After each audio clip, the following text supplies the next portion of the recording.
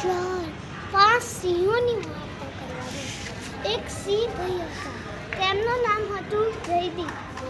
અને એક યુગ સિંહ હતો. તે સિંહ રોજ ફરવા નીકળતા. ત્યાં તેમને એક તોતો દેખાયો. એ તોતાનું નામ હતું મિત્તુ. તે મિત્તુનું માંસ લાગ્યું કે આ તો બહુ મસ્ત હશે, ચલો આને લઈ લઈએ. પછી તેમને પકડ્યા. જયદીપે તો એના પગ ખાઈ ગયો. અને બીજો સિંહ યુગ તેનું આખું શરીર ખાઈ ગયું. પછી ત્યાં ત્રણ સિંહ આવ્યા. એમ કહે કે ભાઈ મારે કોઈ બીજું ખાવું છે. પછી ત્યાં પાછો એક મિત્તુ તોતો આવ્યો. તે ભમરડો ફળાવતો ખુદ જ ખાઈ ગયો.